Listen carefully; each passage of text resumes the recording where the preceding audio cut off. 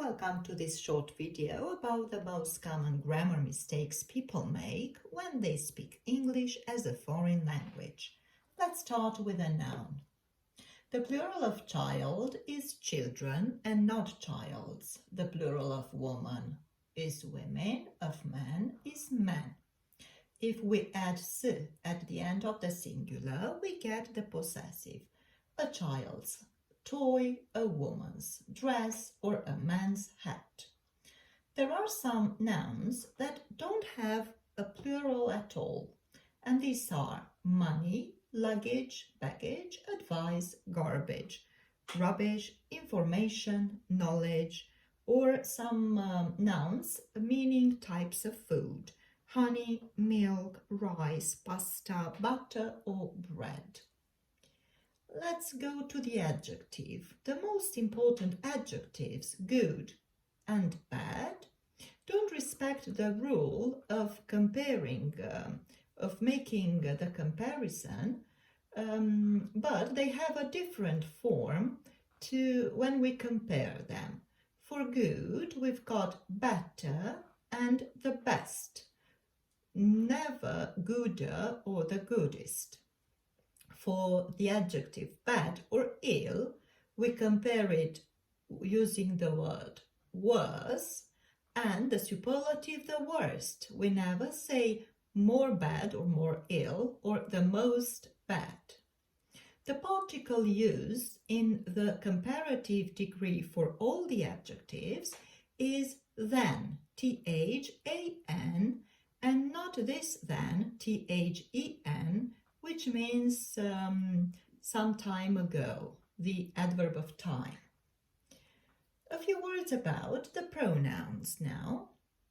There is no double negation in English. What does it mean? It means that there is enough to use, it's enough to use one negative word to give the negative meaning to the whole sentence, and we can't say two negative words in the same sentence.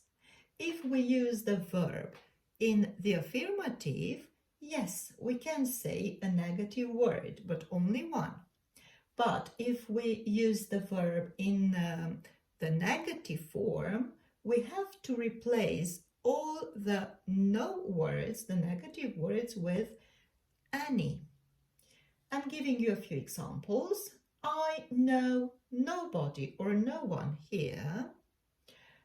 If we use the negative I don't know, we can't say nobody or no one, except for music. In music is acceptable, but we have to say I don't know anybody or anyone here. You say nothing or no word. You don't say anything or any word. He went nowhere. He didn't go anywhere. She has never been there. She hasn't been there ever. Now let's move on to the most important part of speech, which is the verb. In case of the verb, when we want to say something happening now, we use present continuous. But don't forget to use the auxiliary before the verb in ing. I speaking English is not enough. I am speaking English. You are speaking. He is speaking. For the present simple, when we want to express an action happening usually or every day, we use the verb in the first form. But for the third person singular, he, she, it, we add s. Don't forget to add the dollar, as I called it, to the end of the verb for he, she, it. I speak English, but he speaks English. She speaks English. It speaks English. The past simple tense, the tense used when we express something happening in the past, used with last time or last week, yesterday or 5 minutes ago, This tense is made up of the verb plus ed in general for the regular verbs. For example, I played yesterday. I say a word, I said a word. But if we use the verbs, the irregular verbs in the past, we need to know them or to learn them by heart. For example, the verb see in the past is saw, never seed. Went is the past of go, we don't say goed. Speak, spoke, no speaked. Knew is the past of know, never knowed.